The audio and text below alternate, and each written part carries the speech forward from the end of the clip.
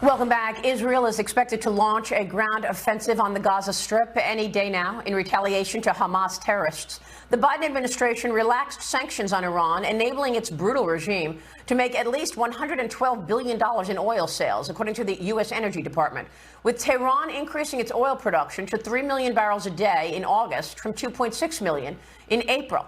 Iran's Ayatollah Khomeini has directed the oil revenue toward funding his nuclear program and terrorist proxies in the region, instead of on its people, many of whom now live below the poverty line. Joining me right now with more is His Royal Highness, the exiled Crown Prince of Iran, Reza Pahlavi, who this past spring traveled to Israel and met with Prime Minister Benjamin Netanyahu. Crown Prince, thank you very much for joining us this morning. Can you assess the most recent threat from Iran?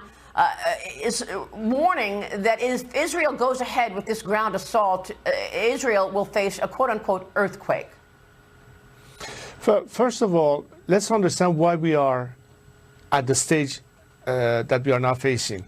From the get-go, this regime was not of a mindset of prosperity and development. It was rather in a mindset of expansionism and exporting an ideology at the expense of its own citizenry.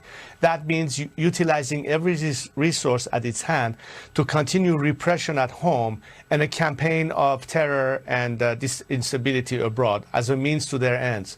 So everything you see as a consequence of that is the result or the symptoms of this cancer that started in Tehran to begin with. And obviously, as the regime sees a weakness and is, as a result, bolder in pushing the envelope even further, it is now testing the resolve, not just of Israel, but the rest of the world as to how far they can push it in order to obtain whatever it is in their mind. It certainly is not peace. It is certainly not stability.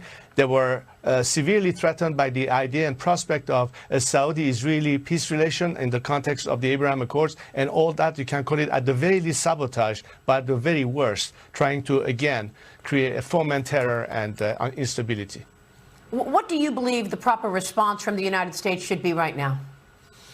Well, first and foremost, actually implement the sanctions that have been called for. We have forgotten about maximum pressure. I think the time has come to not only freeze the assets that were supposed to be unfrozen, because we all know that the Iranians now have additional money that they are going to, of course, spend on this campaign of terror via their proxies, but most importantly, increase even more the sanctions.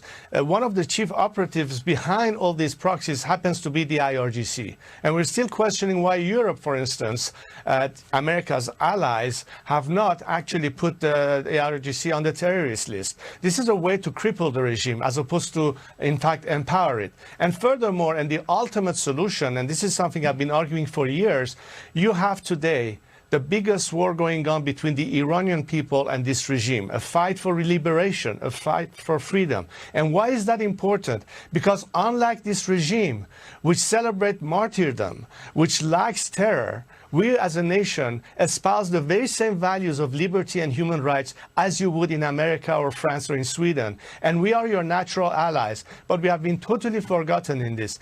If you want to solve and cure the cancer, you have to take the eye of the octopus out and not just fight the tentacles. Yeah. The solution ultimately is Tehran and regime change. I understand that, but what about these other regional groups? You just heard former Secretary of State Mike Pompeo talk about how close Iran is to having enrichment for a nuclear weapon. We also heard Michael McCall, the chairman of the House Foreign Affairs Committee, talk about Hezbollah currently having 100,000 rockets. Can you assess the strength of Hezbollah? Well, again, reason more to ultimately take the eye of the octopus out, because the funding, the support, the strategic partnership that Iran has with a couple of very important blocks of power, meaning China and Russia, in the balance, will determine the outcome of what we see in the Middle East today. So regardless of what Tehran is trying to do vis-a-vis its proxies, or perhaps even trying to challenge and push further for opening a second front to this conflict, we'll have to see how they will respond to today's campaign of Israel defending itself and retaliating towards this act, but also what the rest of the region and the world will respond like. Look, there is terrorism going on right now. It's a war of terror, and everybody in the world of sane mind understand that as long as you have these elements in play, we will never see a peaceful region and stability. This is a problem that afflicts all. It's not just an Israeli problem. It's not just an Iranian problem. It's a regional and ultimately international problem. There's no other way to look at this. So it's a matter of the coalition of the willing who want to fight this, and the time has come for us to be clear in our positions. You cannot straddle the fence. You are either on this side of the fence or on the other side of the fence.